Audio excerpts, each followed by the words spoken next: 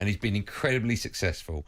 Let's speak to the re-manager now. I'm very excited to say hello and good afternoon. Welcome to Drive, Will Still. Hello, Will. How are you?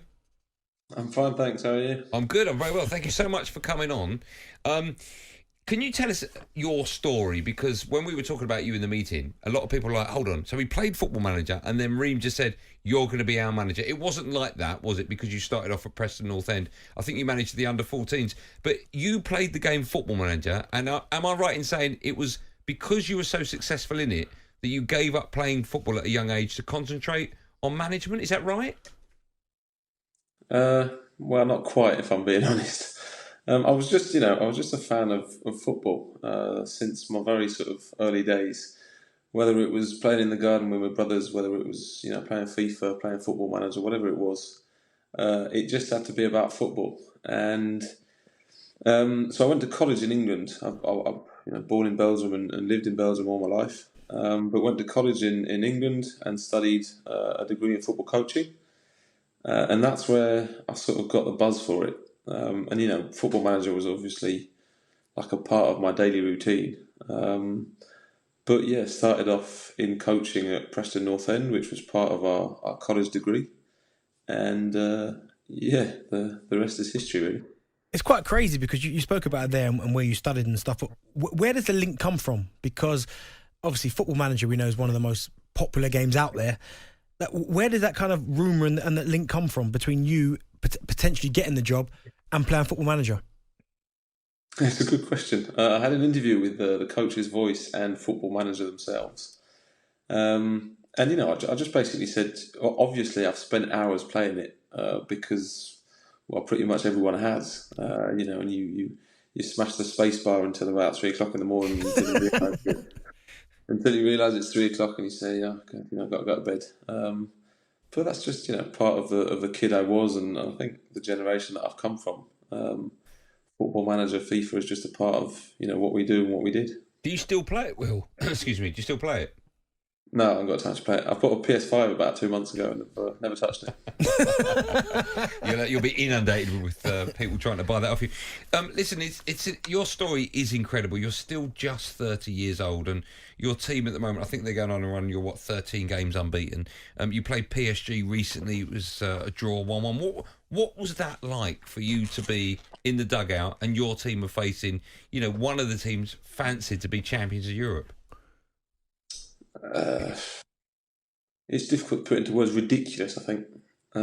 If you told me about 5 or 6 years ago that I'd be standing there, trying to tell my defenders how to defend against Mbappe, Messi, and Neymar, I think, I would have probably said punch me in the face because it sounds completely stupid. But once you sort of get involved in the game and you see the stadium, the warm up starts, then you sort of kind of forget about it. I know that sounds stupid, but it's true. But yeah, the little boy that was inside me was just like standing there with stars in his eyes, I think. Are you still now trying to do your UEFA Pro license? Is that the next one that you're trying to achieve? Yeah, I'm passing it for the moment, so I'm on the course. It lasts a year or a bit more than a year. But yeah, people say, why has he not done it before? Why has he not done this? Why has he not done that? It's like, well, I'm only 30 and I couldn't actually have got on the course any earlier because normally it's like reserved for ex-pros or ex-coaches. So yeah, I've sort of just got on it because that was the normal path that I had to follow. Well, we had a story over here in the press that was that your club, Reem, have been fined £22,000 every time you take charge because you're still studying for your pro licence. Is that 100% true? And how close are you from getting that licence? I've only just started it, to be honest. Expensive then? Is it 22 grand every time? Yeah, it's something about that. Yeah, but the club have asked for a derogation to avoid the fines and to say, listen, this is stupid. But yeah, for the moment, every game I'm in charge of, the club gets, I think it's €25,000, so that's probably 22k in pounds. That's absolutely incredible. That's incredible. I want to talk to you about one of your players, Balogun. I mean, he's been on absolute fire this season. What have you made of him so far? He's brilliant.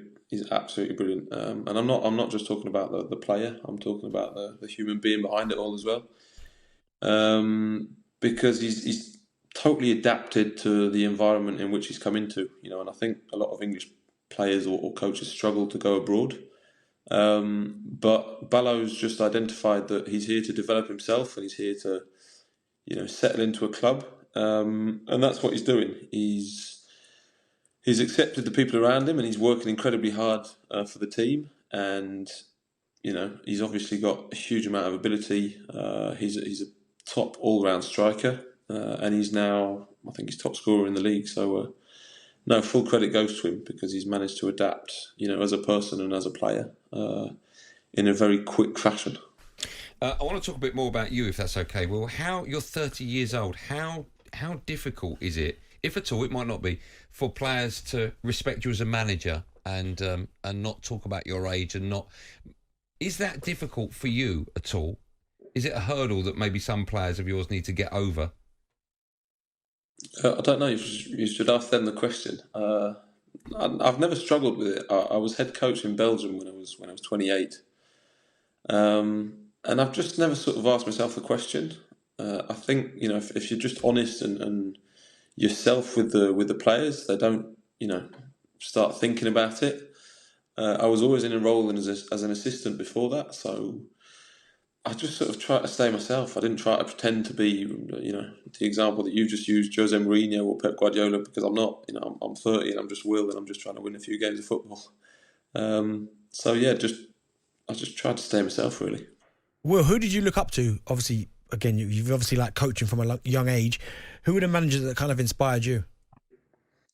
There were loads. I think all the current generation: Eddie Howe, Klopp, Pep, Mourinho a few years ago.